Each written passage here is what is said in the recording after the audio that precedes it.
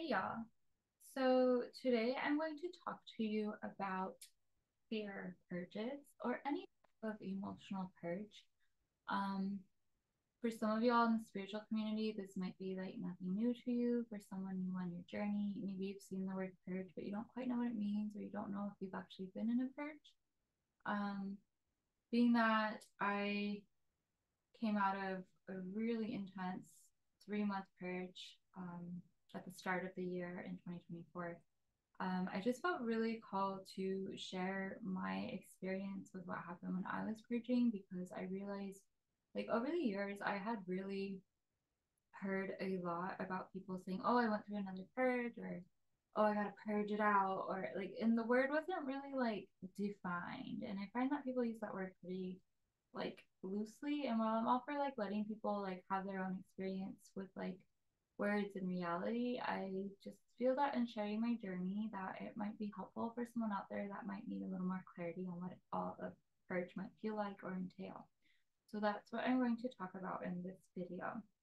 So it was pretty fascinating when I went into my fear purge. I knew I was starting a purge by how much anxiety I had, which that was really helpful for me because it started with a lot of anxiety when we were getting ready to move cross country from New Mexico to Florida.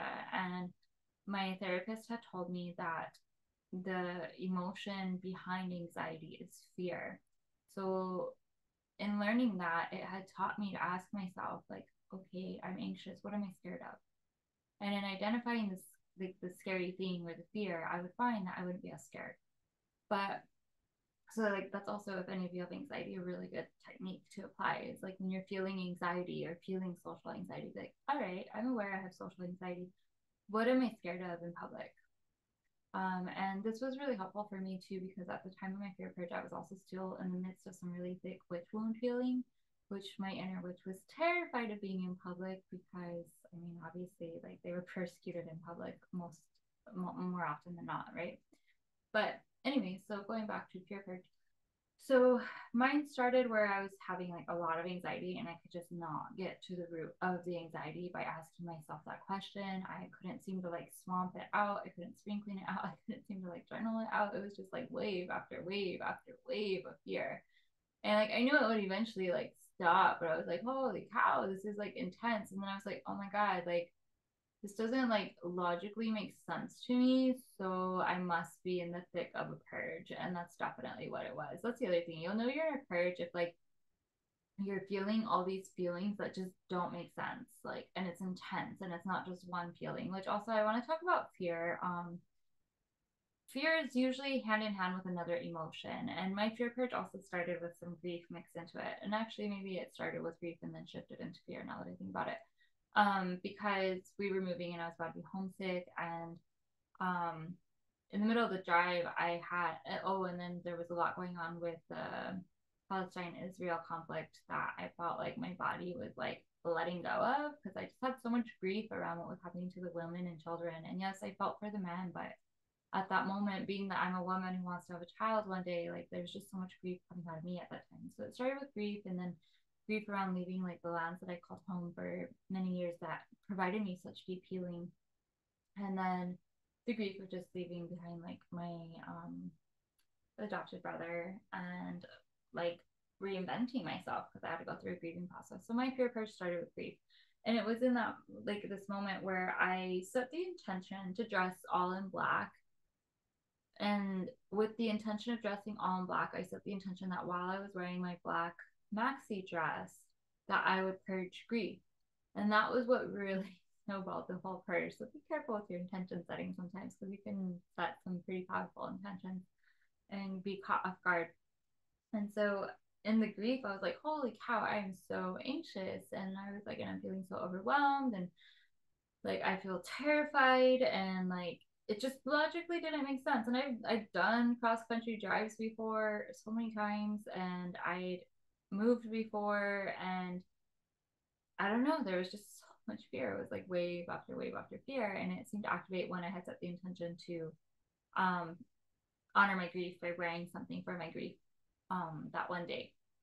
And so then after I took off the dress, it subsided a little bit, but then it just seemed like the fear kept coming. And so then we get to Florida, and I had a week with my husband to like unpack the house and get things situated before he was going to be gone for 3 months. And then that activated the next wave of fear. So it started gradual. There was like a wave, and then it settled for a little bit, and then there was a bigger wave, and then just like huge riptides of fear running through me. So then my husband left, and when he left, I was like, oh man, we're like in a total like initiation and rite of passage right now. Like I'm going to go through this purge. I can feel it, and he's going to come back and go through his own purge. And so I was like, all right.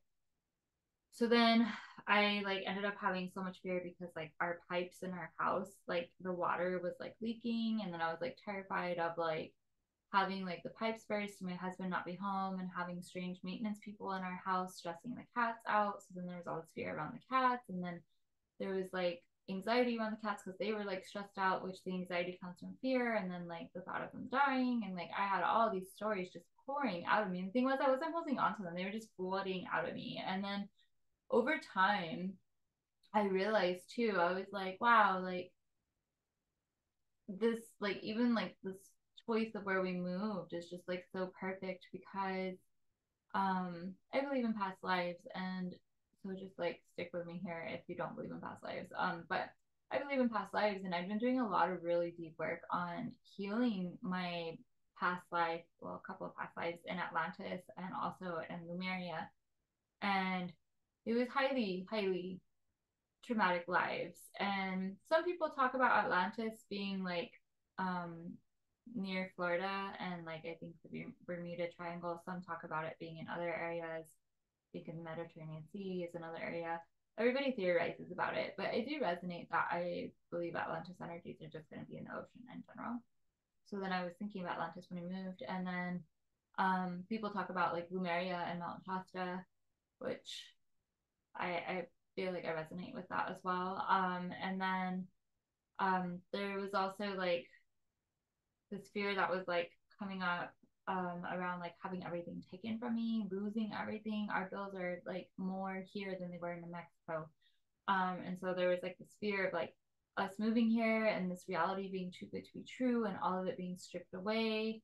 Then there was like this fear, which that fear originated with like Atlantis. Like the fall of Atlantis was ugly. It was not pretty. And leading up to it though, there was a lot of beauty. There was a lot of abundance. And not everybody that fell in the fall of Atlantis necessarily had to do with what contributed to the fall of Atlantis. And so there were innocent lives that were lost, and they lost everything, or they managed to escape or were saved, but they lost everything that they had grown to love. And so I realized like this really deep fear of losing everything I loved was coming up for me. And then I believe in what they talk about in Buddhism, samskaras, which are like energetic imprints of well-run canyons of energy and emotions that if we don't pull out of our samskaras, they really govern and control like what we're going to go through in life. And so recognizing the root of a samskara through realizing like Atlantean fears were coming up was really, really deep for me as well.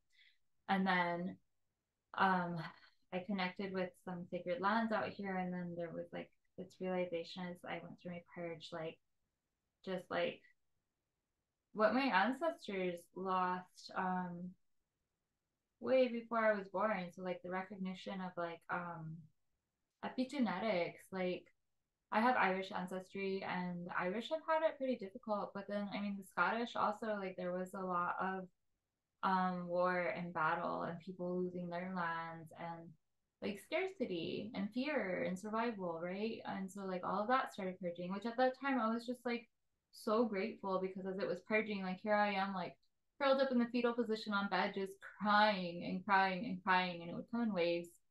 And at one point um there was this video I came across. It was so beautiful. It was on Facebook, which I no longer have Facebook, so I don't know how to see the video again, but it was very therapeutic. And it was like a video that someone had created capturing the Irish way of grieving death, and it's called keening.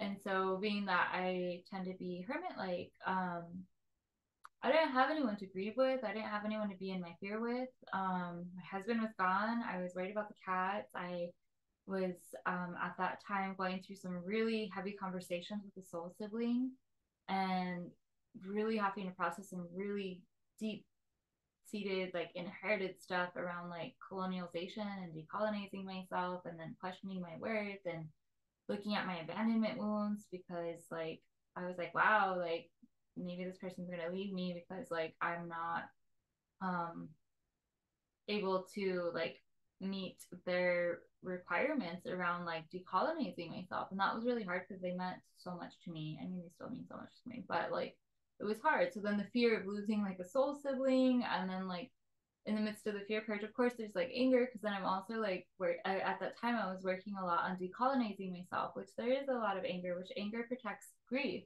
right? And anger also protects fear. Anger usually shows when there's like a boundary violation. So then grieving stuff that I didn't even know that I was grieving stuff for the ancestors. And as I was in that moment of watching and listening to that keening video, which I put on repeat, like I just felt so held by my ancestors. Like I wept and wept and wept and cried and sobbed and shook and just I could tell the ancestors had guided that video to me to support me in the decolonizing myself as part of my journey. And that was just so comforting because like again, a lot of my shadow work I do alone and a lot of my stuff I dive really deep into places that people just don't want to go within themselves. And I don't blame them. It's scary. It don't feel good to go into these purges, right? And so I was just so humbled and grateful to have the ancestors. And as I was in this purge, like it was really interesting too because like I just got so many signs from the universe that like I could not argue with the universe in the sense of like I finally understood how loved and supported I am by the universe because the universe just constantly gave me so many signs in this purge. Like it knew I was going to go deep. It knew I was going to cry. It knew I was going to be alone. It knew I was going to feel overwhelmed. It knew I was going to have like fear and anxiety and like sadness and homesickness and self-doubt. Like the universe knew and they were like, girl, we got you, like go ahead and get this shit out. And so like there would be moments that would trigger more waves, like because something physical some usually happens when you're in a purge to get the emotions rolling, right? And so like the physical things that happened for me, it was like the move and dressing and that, oh there's a kitty hissing outside, the move and dressing in that black dress and then like having that conversation with my soul sibling was really difficult. So that was another um thing that triggered or contributed to activating fear so process. Because the thing is when we cry, and I know I'm talking about grieving a lot, but I feel like grief and fear go hand in hand, and I feel like this purge for me was very much so like grief and fear. But when we cry, like it opens up a portal for our body to release all kinds of stuff that we haven't already like that we haven't been able to process, that we've repressed. And like I remember another time when I went through a grief purge that I didn't know was a purge at the time, but looking back, I'm like, oh girl, you were purging. But I remember at that time, like I had told my adopted dad, who is such a beautiful person, this is really when he stepped in and became like a father figure to me. At that time in life, I was going through my hip surgeries and I was very, very heartbroken by how I was being treated in the relationship I was in and by how I was being treated by my family. And just like I was completely broken down at that point in life. That was during my Saturn returns, which was like huge for me because Saturn governs my sign as well. I'm Aquarius. And it was hard. And my adopted dad came over. And this is when he and I had known each other for like a couple of months. Like this was very like healing for me and bonding for us, I think. But he came over every day for a month, pretty much, maybe a little over a month. And it didn't matter if it was like 5 minutes to like 2 hours. Like he would come over and I would just sob and sob and sob and cry and bawl. And I'd have like snot running down my nose and tears streaming down my face. And I didn't even know what all I was crying at that time. And I told him that I was like, I feel like the floodgates have opened and like I'm crying for all the moments in life that I couldn't cry. Little did I know I was actually doing that. And so that was like really intense for me. It wasn't necessarily as much fear. I feel like it was more grief. And so this time it was a mixture of grief and fear and like just yeah, there would be like, and at that time the physical thing that was activating the grief was like I had my hip surgeries, I couldn't really move, I wasn't able to go to work, I was like really limited on like receiving help. And like these physical things outside of me were like contributing to it. And hold on, I have a cat growling. 1 minute. You guys. Oh, come on. Just kidding. Okay. Well, so we have a cat that tends to be in this room more often than not, and I did not realize they were not in this room right now. And she was trying to come over, and I had the door closed. Whoops. But anyway, so yeah, it's like physical things set things off. So like in this fear purge, like the recent one that I'm talking about, like yeah, having the pipes go out was like stressful to me. Then I had like the neighbor being really like weird with me, which I was like, great, I'm in a weird environment, and this woman's being weird, which I realized connected to my inner witch and the witch wound. So she was like creating that opening, that portal for me to like express that fear that I maybe wasn't allowed to express in like my witch life, because fear could mean the death of you, right? Or you don't want to like show fear to people that are like killing you, or you're really detached and dissociated and don't even have emotions showing at that point.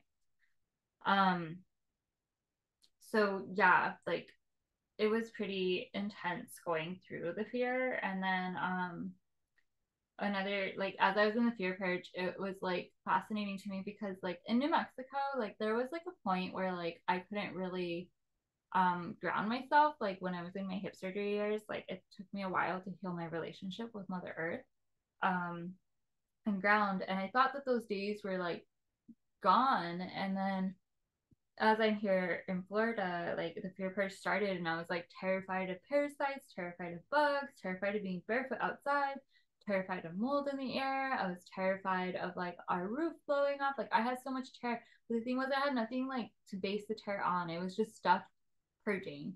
And it was like my mind doing its job to help me purge, because I've really cultivated like a healthy relationship between my mind and my body at this point. And at that point, so I know mine was like engaging the fear so it would like come out, which I appreciate that it did come out.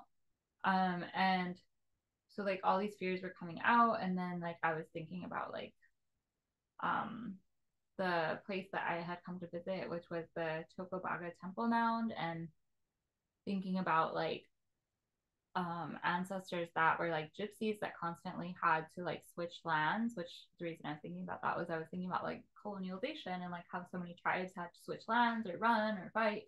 And like I do have gypsy ancestry, and like yeah, the gypsies do like they get bullied and they have to go on new lands, and then I'm sure they kind of have a fear of some of the lands they're on if they don't, like they're not familiar with it.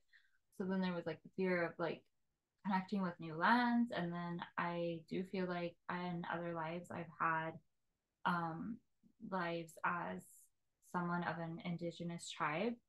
And so like the fear of like that life that maybe wasn't processed, the grief, the terror, the horror, the anger, that was all processing out. And so to process that out, like I would have to like lay outside with Mother Earth. And I found it so healing to lay like naked outside with like a pillow under like my lower belly, and then my chest, like my heart to the ground, and my arms to the ground because the arms are extensions of the heart, and just give it all to Mother Earth. And then at the same time allowing the sun to shine on my back, which in energy healing, the back represents the past, right? So allowing light to shine on the past.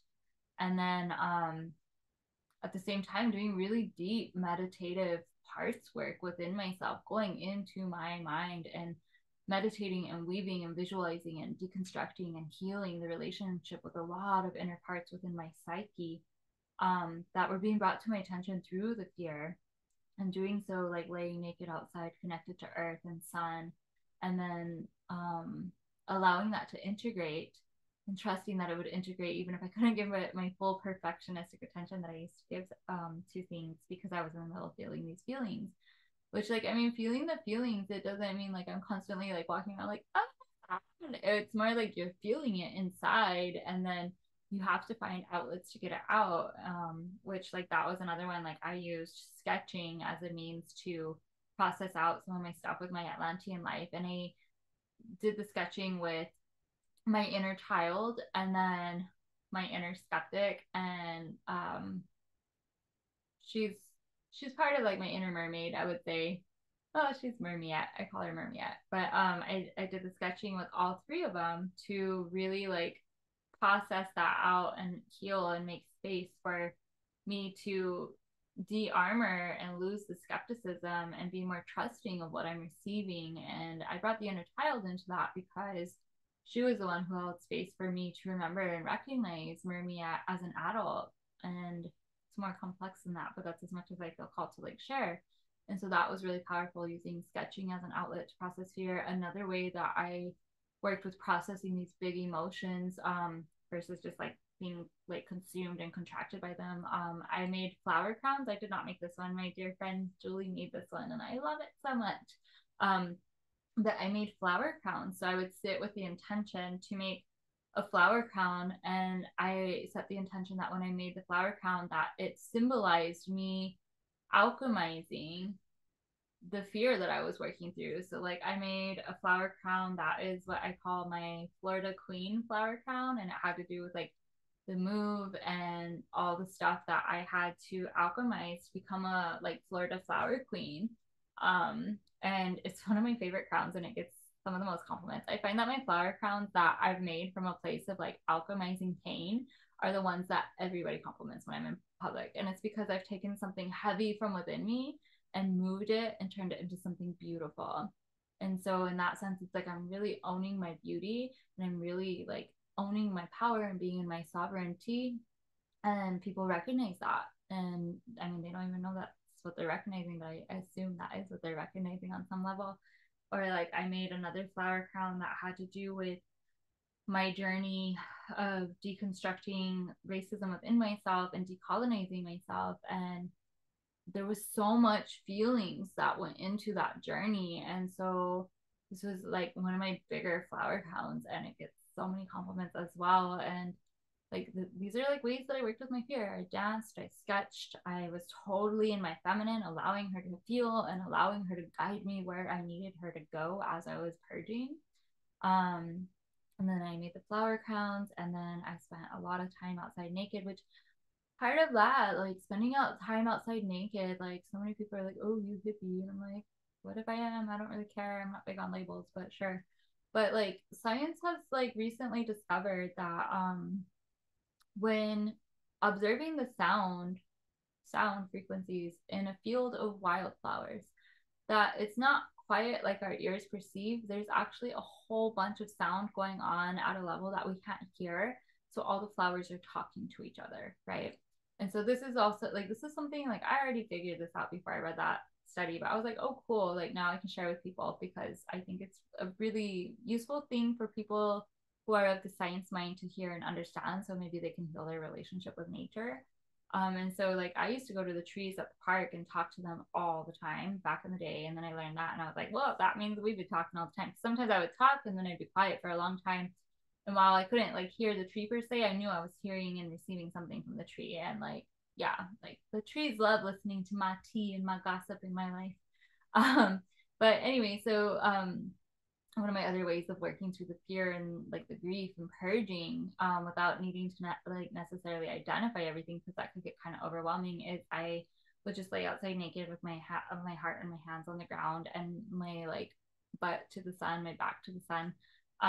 And I would just like allow myself to go where I wanted to go in my mind. But then I would also just allow my body to conversate with Mother Earth, like, hey, like, Mama Gaia, I am here and I am terrified. Can you help me compost some of this? Can you help me move some of this out? Like, I am your child and I am coming to you with my arms open, and I need help moving this stuff. Can you help me?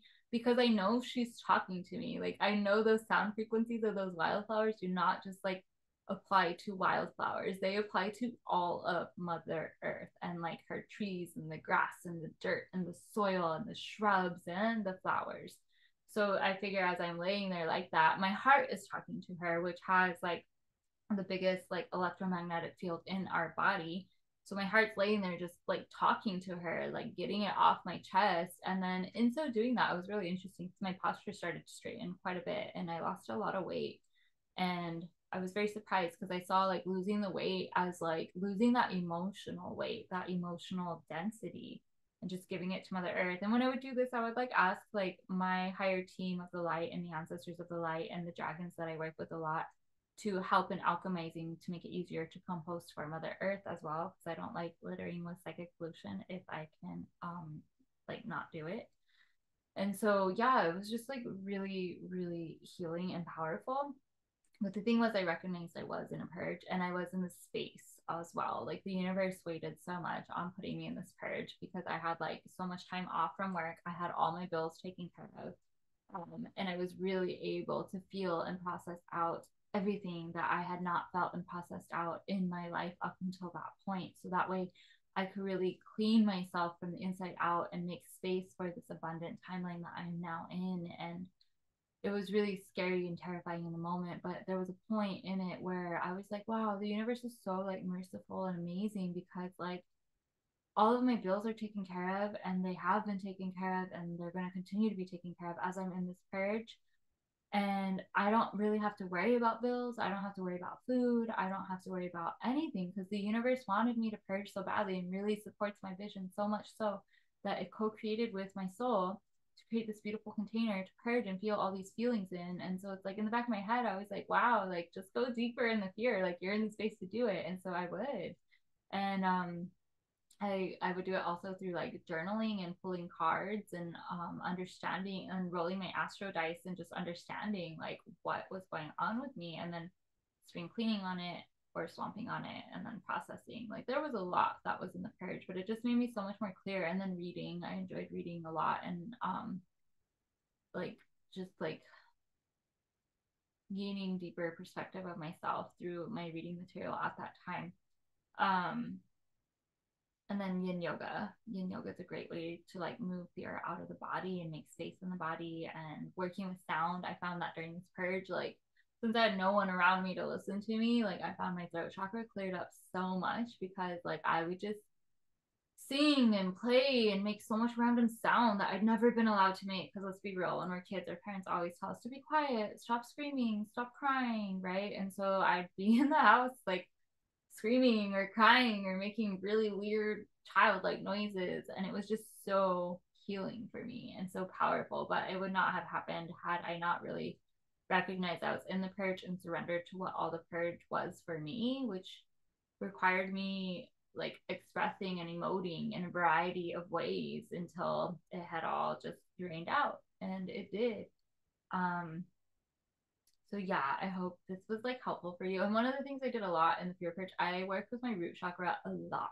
Like I spent probably like 90% of that purge like taking time every day to ground, not just barefoot and earthing, but also like envisioning my root chakra filling with like glittering ruby red energy and having like a umbilical cord connecting me to Mother Earth, and drinking in Mother Earth's energy and this new frequency and these new landscapes. I did that a lot because like when you're in a purge, you really do gotta like create safety to like feel safe, even as feelings of being unsafe are processing out of you, right?